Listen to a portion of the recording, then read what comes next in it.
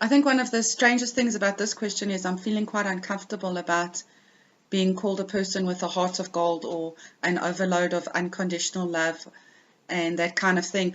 I'm not really used to that kind of praise in my life, and I find it quite difficult to handle. But thank you very much. I will try to see myself the way that you see me, and hopefully that'll make me a better person.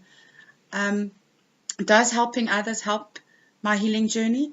Yes, it helps a lot. In fact, I think that once you've reached a point where you are stable on your healing journey, giving back is essential. I think that helping others teaches us so many things.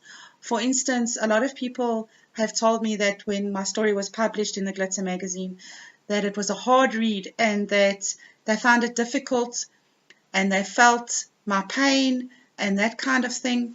And I actually have heard so many stories that I think are so much worse than mine that I don't really see how bad my life was until I see it through someone else's eyes. And I think the other day I had a conversation with one of my very good friends, and she said, no, but it's horrific because of the type of abuser I had.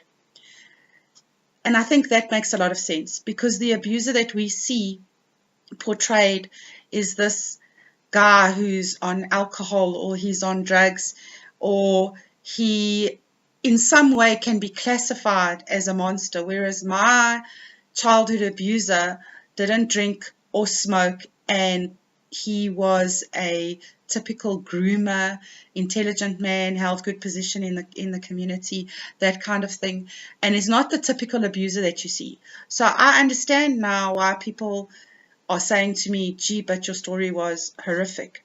I also understand that I went through a lot, but like I say, there's people who've been through much worse than me, and that has helped me a lot, because I realized as strong as I am, there are other people who are much stronger than me, and I take my hat off to them.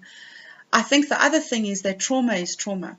So whether you were simply berated as a child to the point of losing your identity, or you went through something that I did, the trauma that causes has the same effect on your psyche. And so you learn from giving back. You learn where your strengths are, and then you learn where other people's strengths are, and you can use those other people's strengths to make yourself a better person and to help you with your journey. Does helping others take me back to my own nightmares?